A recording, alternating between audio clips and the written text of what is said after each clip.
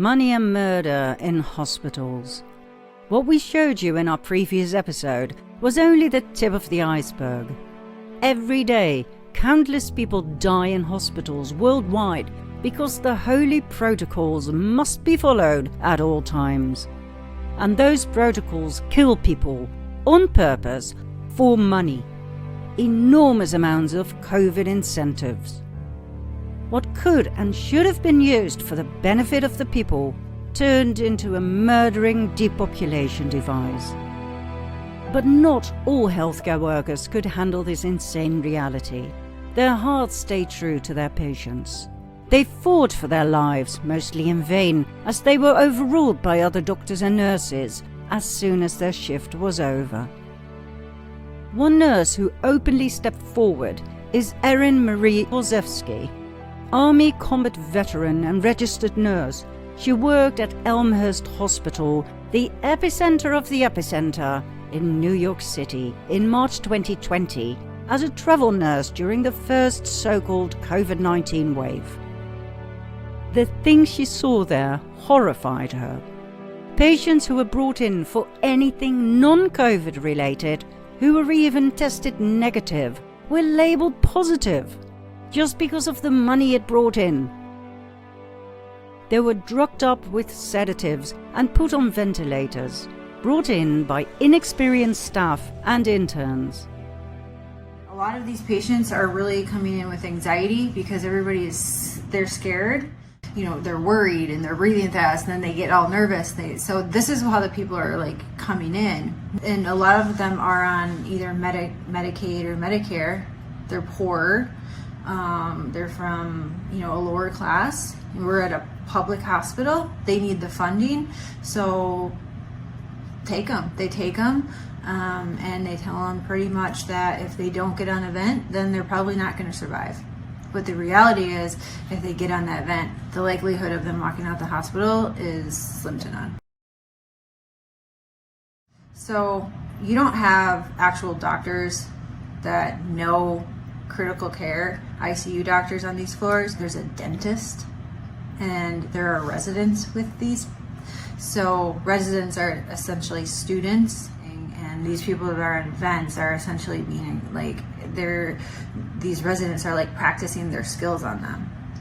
So they're practicing central lines, they're practicing invasive procedures that are really unnecessary.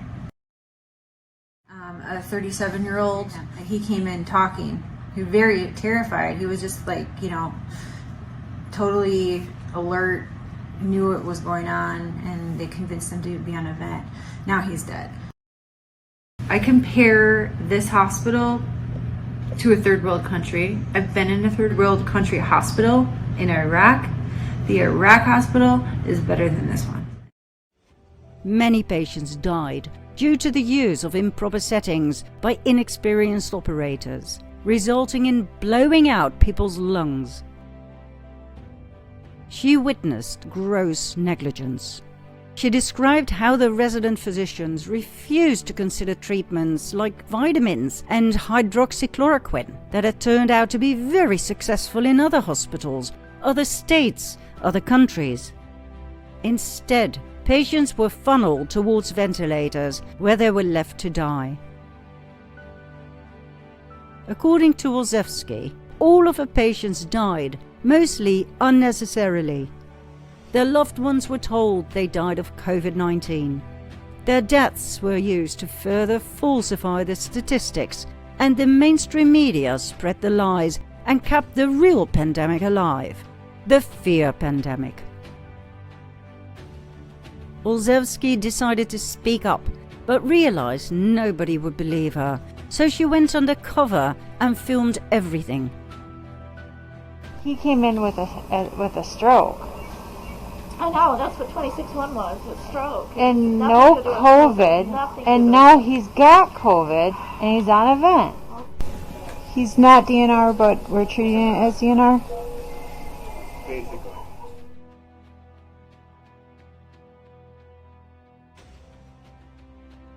When someone is close, we'll pull the code card up and be ready. we're ready. I had the epi ready. That's one of the first things we do. And she wouldn't let me give it. So this was that woman. And the entire time, and this was over his body, his alive body. And we're arguing, and she's laughing. She was smirking. And how this man died was the nurses arguing with the doctors over him as he was dying. And she's smirking the entire time. It was probably one of the worst experiences in my entire life. But all I can think about is that at least he knows that we were fighting for him when he died. This is wrong. It is straight up it is wrong. And I am 37 years old. I have been in a hospital since I've been 16. Military hospitals that well. What aspect of it was wrong to you? Calling a patient a DNR when there's no order for it and telling us, like straight up telling us, you're not doing anything. That's wrong. If that was my brother or my father or anybody, I would be furious. And I guarantee you, if I called his family right now and told them what happened, they would be furious too. I flipped. We were all crying. There's a lot of nurses that know that this is wrong, but they're afraid to say anything publicly. What killed him? Did the vent kill him? Yeah. Oh yes. They're so sedated. He had probably 8 or 9 drips. It's all sedation. It's all sedation and paralytics. So you are asleep. It is essentially like you're under, you're in surgery, when they put you under like that for a good month straight. There's no way you can recover from something like that. Subsequently, she wrote a book, Undercover Epicenter Nurse: How Fraud, Negligence and Greed Led to Unnecessary Deaths at Elmhurst Hospital.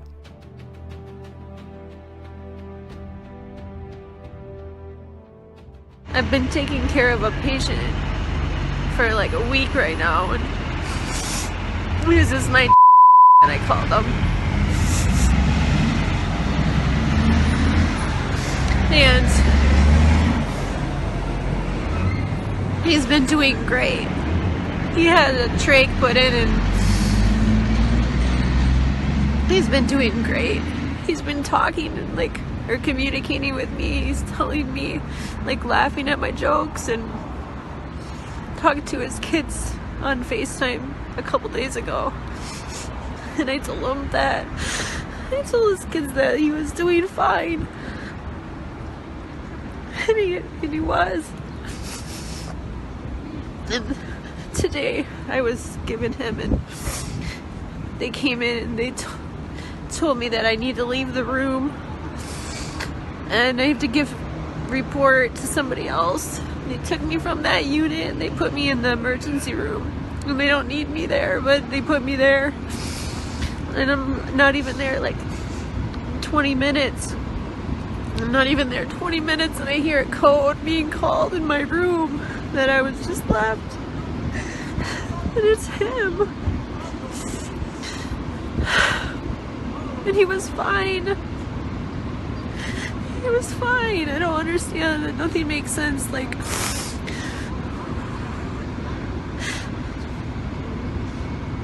Why would they take me out of his room and put me in the ED, and then not 20 minutes later he's dead? It doesn't make sense. Did they kill him? He was my one patient that was gonna live. He shouldn't have died. I don't know what they did to him. Something's not right.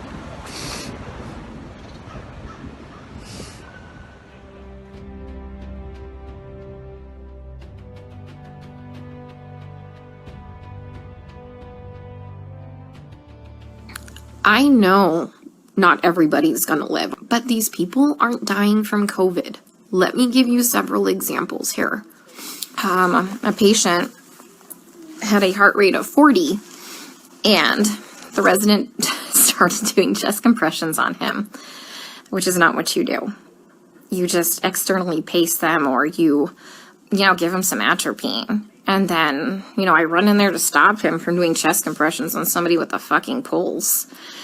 And then he decides to push epi. He throws some pads on him to defibrillate the guy. He has a heart rate of 40 and a stable bradycardic rhythm. We just need to give him some atropine and pace him.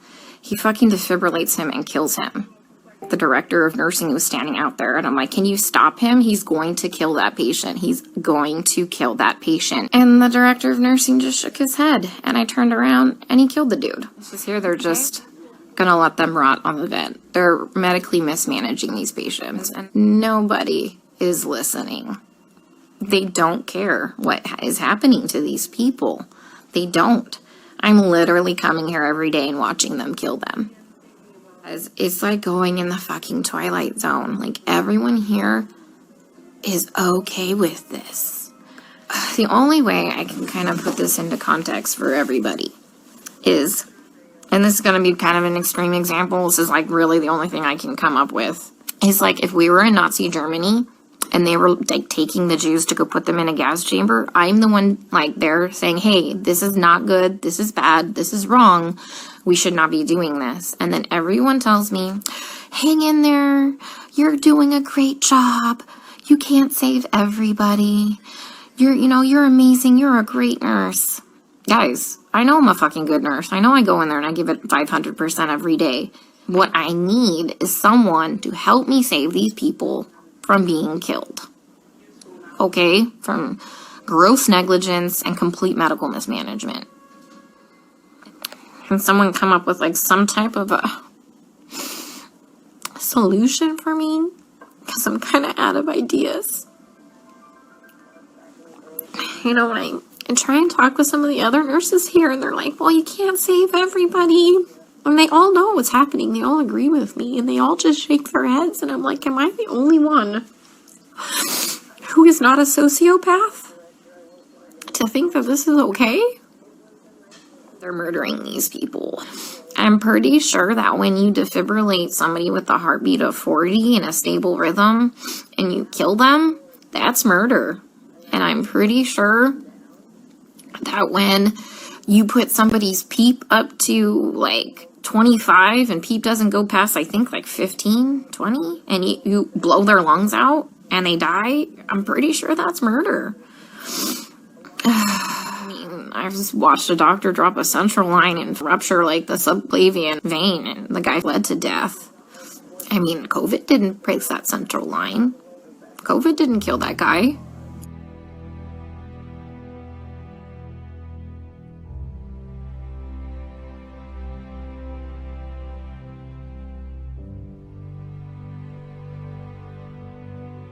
Nine days ago, I opened an intensive care unit to care for the sickest COVID-positive patients in this city. The method that we program the ventilator, one based on a notion of respiratory failure as opposed to oxygen failure, that this method being widely adopted at this very moment in every hospital in the country, which aims to increase pressure on the lungs in order to open them up, is actually doing more harm than good. And that the pressure we are providing to lungs, we may be providing to lungs that cannot stand it, that cannot take it. And that the ARDS that we are seeing, that the whole world is seeing, may be nothing more than lung injury caused by the ventilator.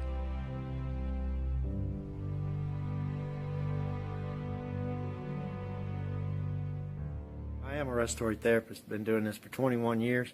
Basically right now, and the way it has been the last couple of months, when they locked us down, is that any patient that came in with a respiratory problem was labeled COVID. Now that doesn't matter if it's you got stage 4 lung cancer and pancreatitis and heart disease and liver failure and everything else.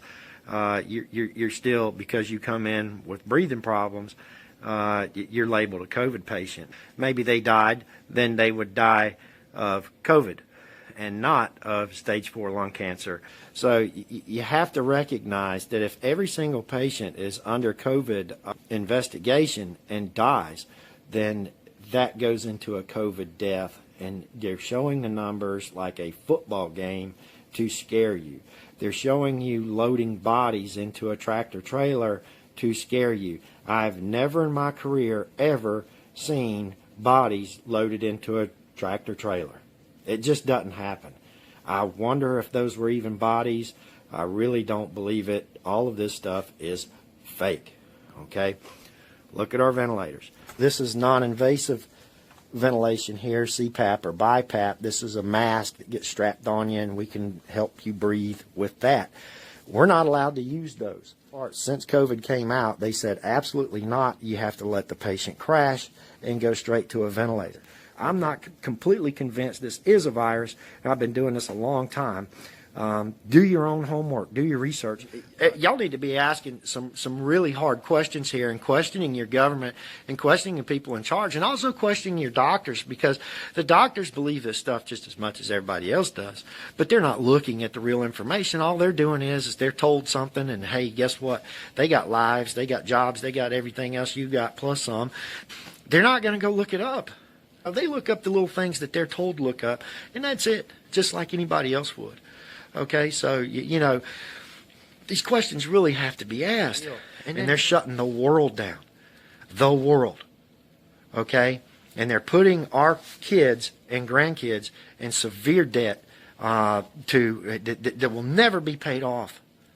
And if you think of how many taxes you're paying now, can you imagine what our children and our grandchildren are going to have to pay for this scam? So, please, look up, do your homework, ask questions.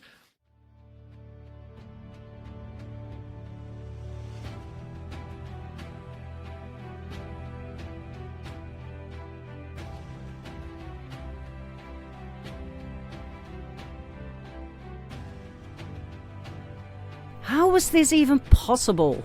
How could any of this ever happen? Because of the following 3 reasons. 1. The money and murder capstone. The immense incentives given to hospitals by the government if the COVID scam was kept alive and patients were left to die.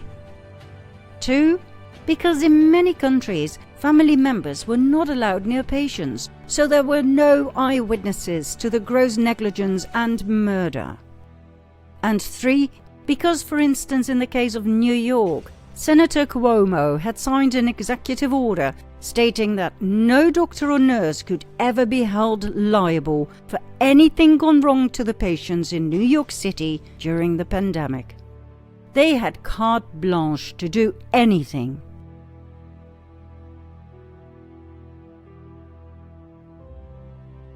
There was no supervision. There was no obligation to keep records and paperwork in order.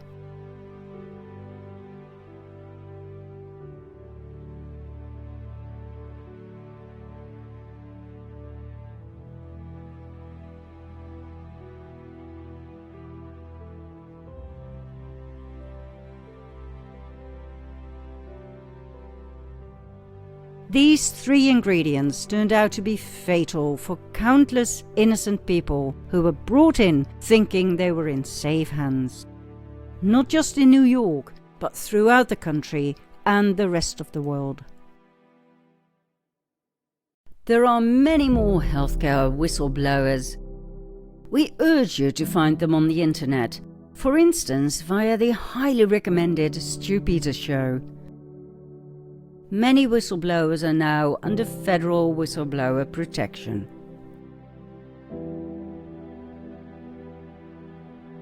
COVID patients in America's hospitals today are actually being treated worse than prisoners in American jails.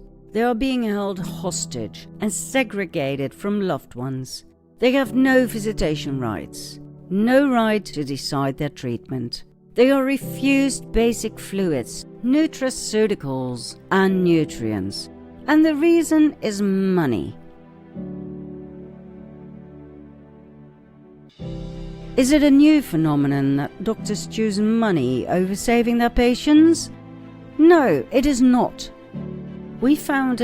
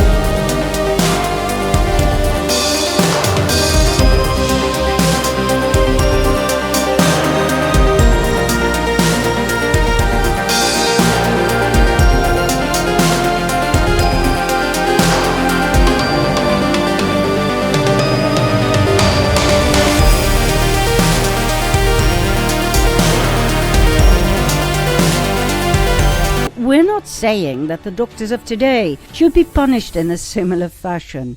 But we do ponder sometimes what will happen when people wake up and realize what really happened to their loved ones in the hands of the doctors and nurses they trusted. We wouldn't be surprised if they'd have to run for their lives. Let's hope they will get a fair trial. After all, these are not the 1500s anymore, right?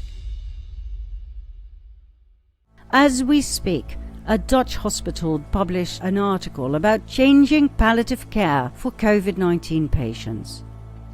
In short, more midazolam, more narcotics in general, and less, or preferably no visitors. No visitors, no eyewitnesses to the murder of innocent loved ones who are too drugged up and too confused to defend themselves. And as if that weren't enough, in May of this year, the WHO will gain total control over each and every country in case of a future pandemic. At an upcoming conference on May 22 to 28, 2022, ultimate control over the world's healthcare systems is scheduled to be delivered, pending a vote, to the WHO that will give sweeping power to the WHO's Director General to declare health emergencies or crises in any nation, even if that nation opposes it. The Director General will be able to declare these health crises based merely on his personal opinion or consideration that there is a potential threat. People will lose the right to be protected by their constitution. The WHO, faithful vassal of the UN, will have total power and control over you. Make no mistake, when that happens, you will feel like the people of Shanghai right now, with no rights, no liberties, no free choice, and no hope. Like George Orwell wrote in his infamous 1984, if you want a picture of the future, imagine a boot stamping on a human face, forever. Not a pretty picture, right? So, is there any hope at all? Of course there is. There always is. But the main problem with humanity is that they want to be saved. They want a savior, or at least someone who does the job for them. And that's not going to happen. This shift, this great awakening, can only take place for the people, by the people. In other words, you will have to become active. Now, we're not talking about going to demonstrations or signing petitions. We are talking about something completely different. Do you want to know what that is and how easy it really is? Then follow me to part 24.